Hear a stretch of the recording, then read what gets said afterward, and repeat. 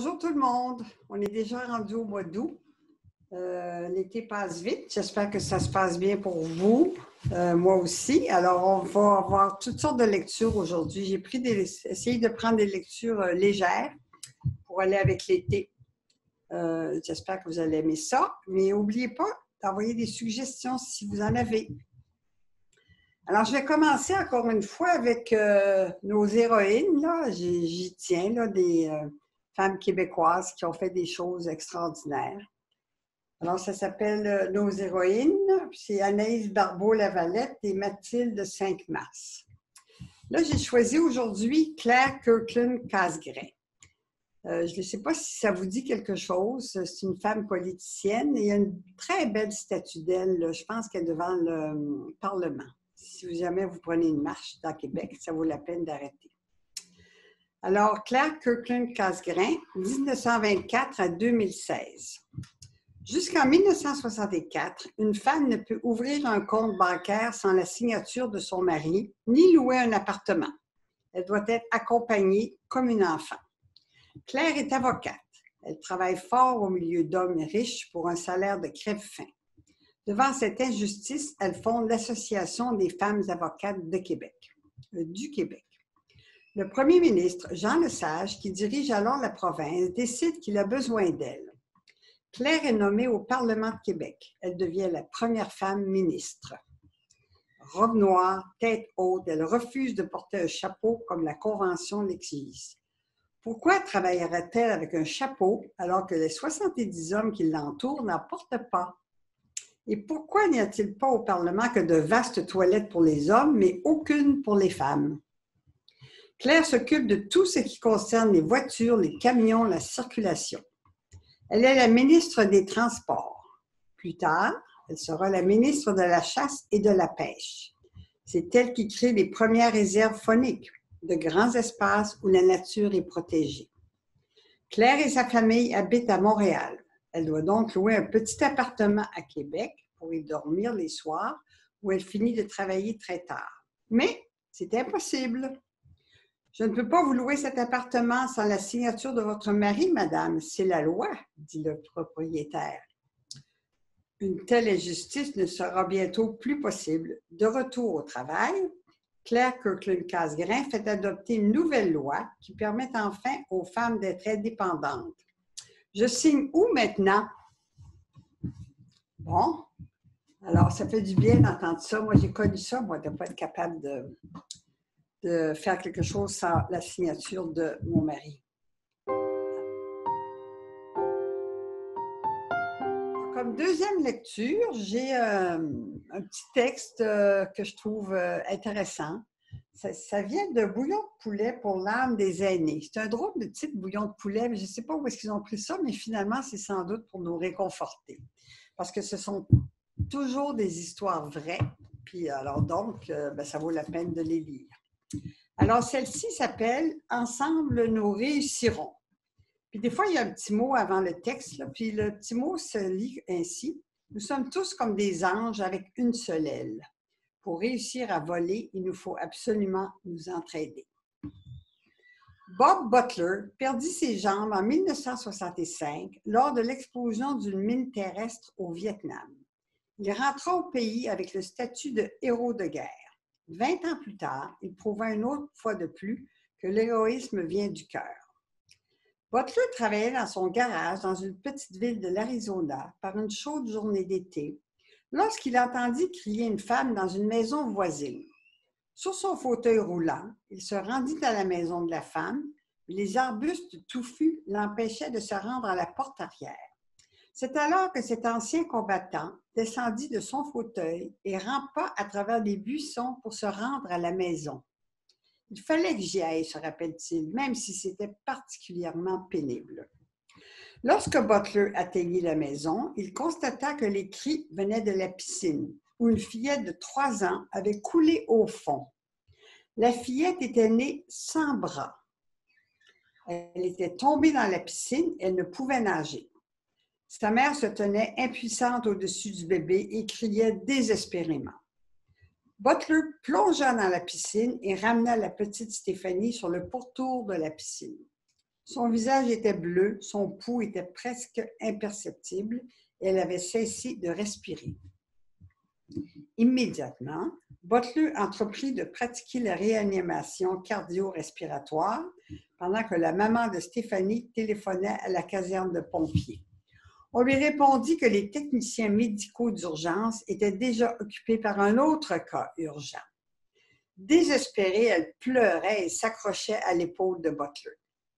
Tout en poursuivant la réanimation cardio-respiratoire, Butler apaisait et rassurait la maman de Stéphanie. « Ne vous en faites pas, lui dit-il, j'étais ses bras pour sortir de la piscine. Tout va bien aller. Et maintenant, je suis ses poumons. Ensemble, nous allons réussir. » Quelques secondes plus tard, la petite fille toussa, reprit conscience et se mit à pleurer. Pendant qu'ils se félicitaient mutuellement, la maman demanda à Butler comment il avait pu savoir que tout irait bien. « Lorsque j'ai perdu mes jambes à la guerre, j'étais seule dans un champ, répondit-il. Personne n'était là pour me venir en aide, sauf une petite Vietnamienne. Pendant qu'elle peinait afin de me tirer jusqu'à son village, elle murmurait dans un anglais approximatif. « Ça va aller, tu vas vivre, je suis tes jambes. Ensemble, nous allons réussir. » C'était ma chance, dit-il à la maman de Stéphanie, de faire la même chose pour quelqu'un d'autre. Puis au bas de la page, c'est écrit « Il ne s'agit pas de savoir comment nous allons mourir, mais bien comment nous allons vivre. » Et moi, je pense que c'est une belle histoire. Hein? Faire des choses ensemble, là, ça donne pas mal de force.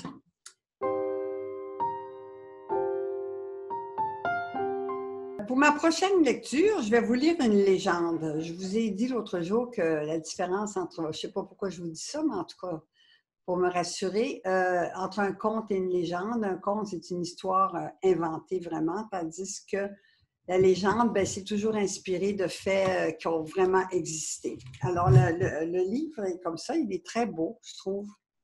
Puis, il y a des belles illustrations. Vous devez reconnaître la chasse-galerie. Ce n'est pas celle-là que je vais vous lire, là, ce n'est pas le temps de Noël. Bon, alors je vais vous lire la légende. Vous allez me dire, c'est pas le temps de Noël, puis le titre de la légende s'appelle « La tourte hier ». Alors, évidemment, la tourte, nous, on pense qu'on mange de la tourtière, mais c'est pas vrai, pas tout à fait. Alors, je commence. Bien avant l'arrivée des Français au Nouveau Monde, les Amérindiens chassaient les tourtes qui abondaient au Québec. Ils les enfilaient sur une branche et les faisaient rôtir au-dessus du feu.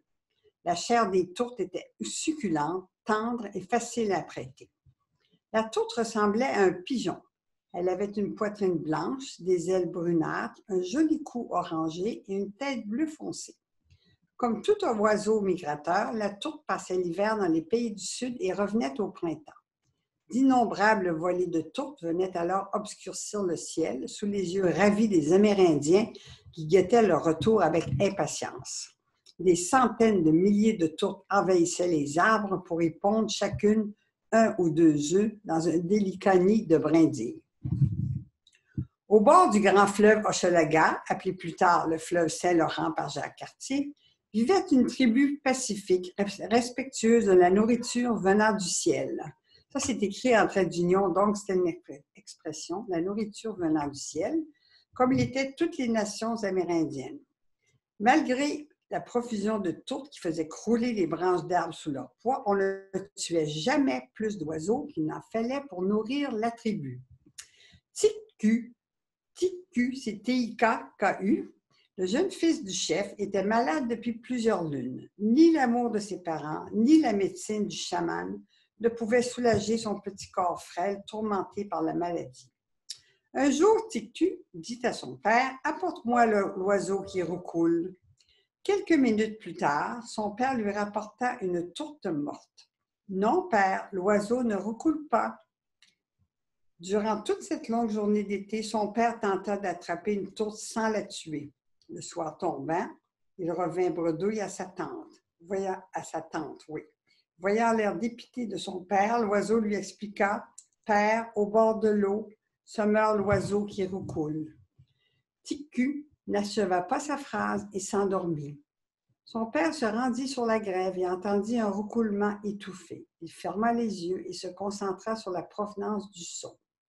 Se dirigeant à l'oreille, il marcha longtemps avant de trouver enfin l'oiseau. Comment avait-il bien pu l'entendre de si loin, se demanda-t-il.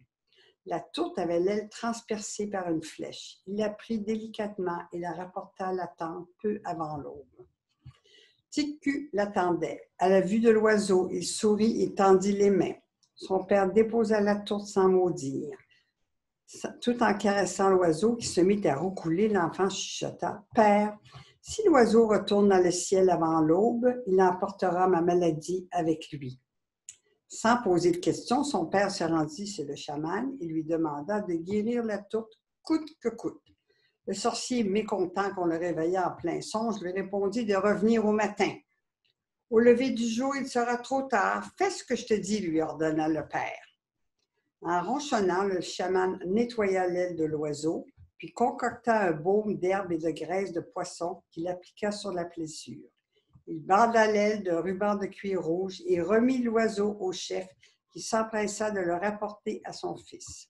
« Fils, que dois-je faire maintenant? » Après avoir caressé l'oiseau qui recoulait de reconnaissance, Tic-Tu lui expliqua « Laisse-le simplement partir rejoindre les siens. » Le père sortit et relâcha la tourte qui s'éleva en roucoulant de plus belle vers le soleil levant. Tandis qu'il regardait les premières lueurs du jour rougir dans le ciel sans nuages, il entendit Tic-Tu accourir vers lui. « Père, ce que nous faisons est bien. Il ne faut jamais tuer plus d'animaux et d'oiseaux qu'il n'en faut pour se nourrir. Notre survie dépend de la leur, clama Tic-Tu. » À leur arrivée au pays, les Français découvrirent eux aussi le goût exquis de ces oiseaux. Les tourtes étant des cibles très faciles à atteindre, les nouveaux arrivants, contrairement aux Amérindiens, ne tardèrent pas à tirer sur elles pour le sport. Vers 1850, les tourtes étaient encore très abondantes sur les rives du Saint-Laurent.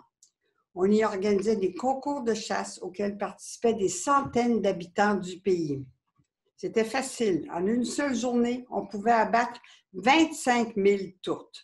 Nul besoin de savoir chasser. Il suffisait de pointer le fusil vers le ciel noir d'oiseaux et d'appuyer sur la détente. On tirait sans relâche tout l'été, si bien que l'automne venu, on avait abattu des millions de tourtes.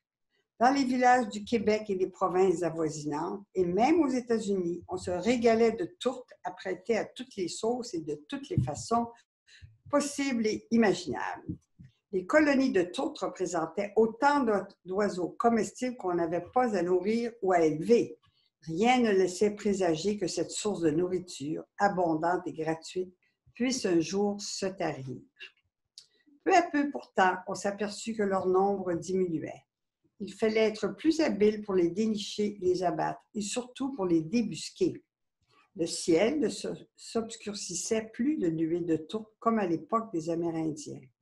On crut que cette vulgaire volaille avait décidé d'élire domicile dans les pays du Sud, et ceux qui revenaient des Grands Lacs et des États américains se plaignaient aussi de la pénurie de tourtes. On était toujours aussi friands de pâté à la tourte que l'on confectionnait dans un plat qui donna bientôt son nom au mets, mais l'oiseau se faisait de plus en plus rare. Ainsi, on dut se résoudre à ne servir ce plat que lors de grandes occasions, à Noël ou au jour de l'an. Vers la fin du 19e siècle, les tourtes avaient presque toutes disparu. Peu à peu, on substitua la tourte dans la tourtière par du poulet, du gibier ou de la viande de bœuf ou de porc. En 1914, on apprit par le journal La Patrie que la dernière tourte en captivité, affectueusement appelée Martha, venait de mourir dans un jardin zoologique du Michigan aux États-Unis. On aurait tué la dernière tourte en liberté au Québec en 1907. On prétend qu'elle avait l'aile bandée d'un ruban de cuir rouge. Alors voilà pourquoi on mange la tourtière, mais sans tourte.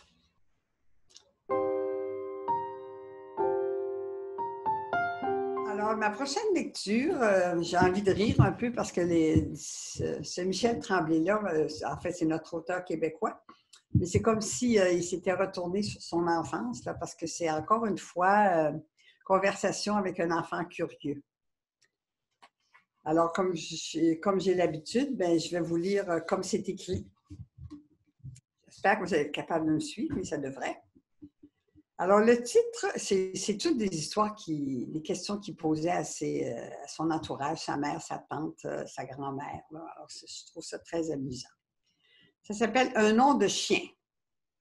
C'est vrai que votre mère a dit que Mademoiselle Carly avait un nom de chien? Ben oui. Oui, sœur directrice. Oui, sœur directrice. Et est-ce qu'elle vous a dit de le lui répéter? Ben non, c'est sorti tout seul. Vous n'avez pas été capable de vous retenir? C'est de sa faute aussi, sœur directrice. La faute de qui? De la maîtresse. Vous pouvez l'appeler par son nom, même si elle a un nom de chien. Mademoiselle Carly, sœur directrice. Expliquez-moi ça. Ben, elle n'aime pas ça quand je pose trop de questions. Oui, je sais. Elle vous en a parlé? Depuis longtemps. Continuez. Puis là, ben, je suppose que j'en ai posé une de trop, puis elle s'est choquée après moi. C'était la première fois. Et c'était à propos de quoi cette question? Ben, c'était à propos du français. Du français. Pas tout à fait du français. Écoutez, chère directrice, j'ai remarqué que dans les livres de grammaire, les exemples qu'ils donnent pour expliquer les règles sont toujours des exemples religieux. Des phrases de la Bible, ou bien des évangiles, ou bien des vies de saints. Puis je voulais savoir pourquoi. La maîtresse, mademoiselle McCarly, m'a dit que je n'avais pas à critiquer ça, que ce n'était pas de mes affaires. Ça vous dérange que les exemples soient tirés des livres saints? C'est pas que ça me dérange, c'est juste que je trouve qu'il doit bien y avoir des exemples ailleurs, qu'il n'y a pas rien que les livres saints qui existent. On a plein de livres chez nous. Les auteurs ont bien dû suivre les règles de grammaire, eux autres aussi. Ceux qui font les livres de grammaire pour aller chercher là-dedans, il me semble. Ça fait que j'y ai répondu que je ne critiquais pas, que je voulais juste savoir, que je voulais juste comprendre pourquoi il n'y avait pas d'exemple qui ne parlait pas de religion. Puis elle s'est mise à me crier par la tête qu'elle était tannée, que je veux toujours tout comprendre. Puis là, ben, comme je vous le disais tout à l'heure, ma sœur, c'est sorti tout seul. Puis j'y ai dit ce que ma mère avait dit. Je ne sais pas pourquoi j'ai fait ça, je vous jure. Je suppose que je n'avais plus rien à y répondre, que j'ai dit ce qui me passait par la tête. Et elle a réagi en vous donnant des coups de règle de bois sur les mains avant de vous envoyer ici, juste sur la main droite. Vous qui aimez tant ça, tout comprendre, j'espère que vous allez réfléchir, essayer de comprendre pourquoi vous avez fait ça. Montrez-moi votre main. Je ne suis plus capable de plier les doigts. Ça fait très mal? Oui, sœur directrice. Je vais lui parler. Je ne vais pas vous défendre. Vous méritez une punition, mais elle est peut-être allée trop loin. J'ai saigné un peu. N'ayez pas de faire pitié. Je n'essaie pas de faire pitié. Je dis juste que j'ai saigné. À regarder, il y a du sang séché sur ma chemise. Et ne me répondez pas par-dessus le marché. Excusez-moi, sœur directrice. Avant de vous renvoyer en classe, moi aussi, j'aurais une question à vous poser. Moi aussi, j'aimerais comprendre une chose. Quand vous avez dit à mademoiselle Carly qu'elle avait un nom de chien, est-ce que les autres élèves ont ri? Ben oui, ils ont trouvé ça assez drôle. Et vous êtes bien sûr que ce n'est pas pour les faire rire, justement, que vous avez dit ça? Hein? Ben non, je n'ai pas eu le temps de réfléchir à ça. Vous êtes sûr? Ben oui, sœur directrice. Pensez-y. Faites un examen de conscience, un sérieux examen de conscience. Demandez-vous si vous n'êtes pas un peu le clown de la classe avec toutes vos questions qui font rire tout le monde. Hein? Pas en toutes. Mes questions énervent quasiment autant les élèves que mademoiselle McCarly. Je vous ai dit de ne pas me répondre. Retournez en classe, je vous ai assez vu. Je vais parler à mademoiselle Carly. Merci, sœur directrice. Ne me remerciez pas, je ne viendrai certainement pas à votre défense. Je veux juste lui parler de sa règle de bois, qu'elle utilise un peu trop souvent pour autre chose que pour mesurer. Une chose avant que vous partiez. Oui, sœur directrice. Vous direz à votre mère de garder ses réflexions pour elle, surtout devant vous, et que Carly n'est pas un nom de chien, mais le nom d'une ville du sud des Indes. C'est-tu vrai? J'ai vérifié dans le dictionnaire quand mademoiselle Carly est arrivée à l'école Bruchésie. Parce que vous trouviez qu'elle avait l'air d'un drôle de nom, vous aussi, hein? Un nom pas catholique, c'est ça? C'est assez les questions. Là, je commence à comprendre l'exaspération de mademoiselle Carly. Bon, alors j'espère que vous avez aimé ça, cette petite histoire. Monsieur Tremblay est quand même curieux.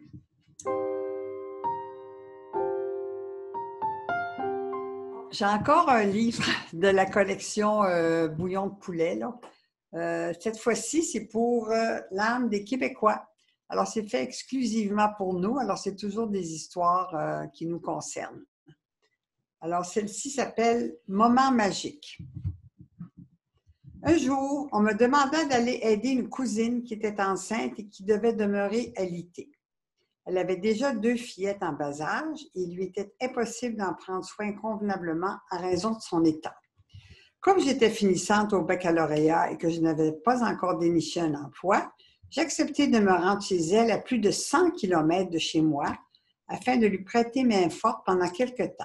Je m'occuperais des enfants, des tâches domestiques qu'elle ne pouvait accomplir et je la soutiendrais de mon mieux. Un soir, pour me remercier, ma cousine me remit une paire de billets pour assister à un spectacle. Elle me posa par contre une condition. Je devais donner le 2e billet à quelqu'un. Comme l'événement avait lieu le soir même et que je ne connaissais personne dans cette ville, je me demandais bien à qui je pourrais donner le billet en question. Je partis donc en direction de la salle de spectacle et je me plaçai dans la file d'attente du guichet.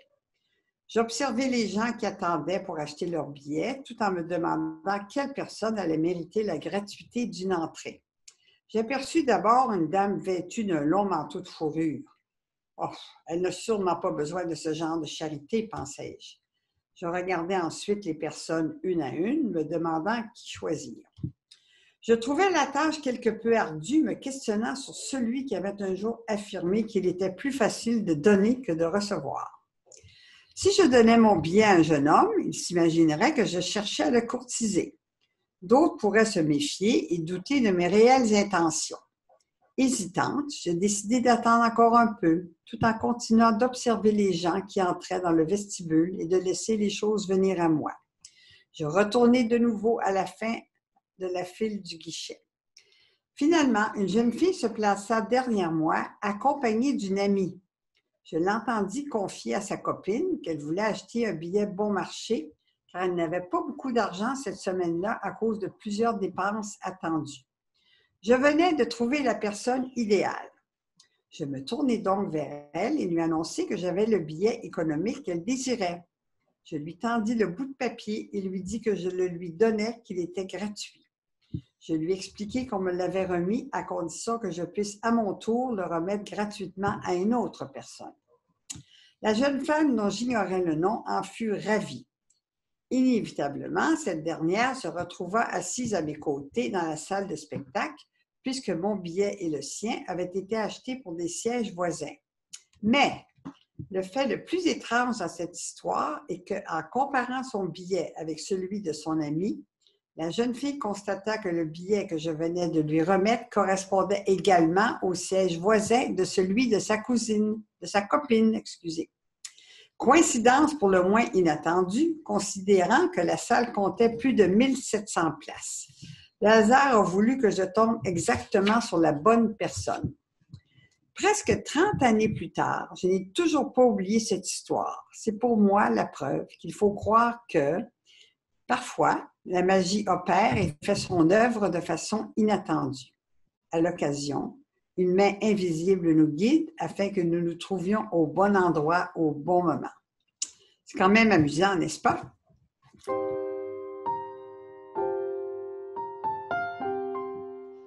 Alors, pour terminer cette séance de lecture, comme je vous ai dit, je voulais qu'elle soit légère, étant donné qu'on est en plein été. J'ai été me chercher encore mon livre qui s'appelle « Le recueil d'expressions et de mots québécois » parce qu'on y trouve toutes sortes de mots. Là. Moi, je trouve ça amusant. Il ne faut pas arrêter d'apprendre, comme je dis. Alors, j'ai choisi le mot « bande quêteux ». Je suis à peu près certaine que la plupart d'entre vous, si vous avez un âge respectable, vous savez ce que c'est qu'un banc de quêteux, mais je ne suis pas certaine que nos ados savent ce que c'est. Ça existait dans le temps, puis maintenant, je pense bien que ces choses révoluent, mais c'était quand même une bonne idée. Alors, ça s'intitule Le banc du quêteux. La bonne vieille bûche précède le banc. Les gens d'ici disaient « tire-toi une bûche » pour inviter une personne à s'asseoir. Cette expression est encore en vigueur entre intimes. Elle est à proscrire dans une rencontre protocolaire. Le banc vient du mot germanique « bank ». Il désigne un siège allongé, comme dans banc d'école, banc d'église, banc de rameur. Il serait ici du latin populaire bancus, par le dérivé bancalis, coussin où l'on s'assoit. Le banc, en tout cas, est moins confortable. Le banc du quêteux était plus qu'une simple planche sur pattes. Il s'agissait en réalité d'un coffre qui contenait une paillasse faisant office de matelas et qui, démonté, créait un lit encastré et à même le sol. C'était donc un meuble assez gros qui n'a plus rien à voir avec celui d'aujourd'hui, servant de banc pour se chausser et se déchausser à l'entrée d'une maison. Le quêteux était un mendiant itinérant, voyageant d'un village à l'autre. Jambe de bois était le quêteux de Sainte-Adèle, vivant honorablement de son métier. Le mot vient de queste. Quête a pour dérivé quêter. Il a généré le nom quêteur, quêteuse, désignant une personne qui est à la recherche, à l'affût de quelque chose, mais plus couramment, une personne recueillant les aumônes. On devinera que l'enquêteur est celui qui cherche et pose des questions. À ce titre, notre quêteux avait cette double fonction évoquée plus haut. Il était à l'affût des événements du village qu'il colportait d'un lieu à l'autre, s'enquérant des derniers potins et recevant l'aumône. Beau métier à bien y penser. Le quêteux disparut tranquillement de nos campagnes sans que l'on sache vraiment pourquoi. Avec sa disparition, son banc se réduisit en dimension sans toutefois disparaître. En réalité, qui que nous soyons, nous avons dans l'âme un quêteux tapis dans un recoin de pauvreté qui quête l'attention, l'amour et la reconnaissance. Alors, c'est ça, les gens gardaient la personne pour dormir. De là est venu le banc du quêteux. Bon, mais ça va terminer une lecture pour aujourd'hui. J'espère que ça vous a plu. J'espère encore que vous allez nous envoyer des suggestions. Je vous souhaite un beau mois d'été encore devant nous, avant que l'automne se pointe devant. Oui, on va commencer par voir des feuilles changer de couleur. Alors, à bientôt!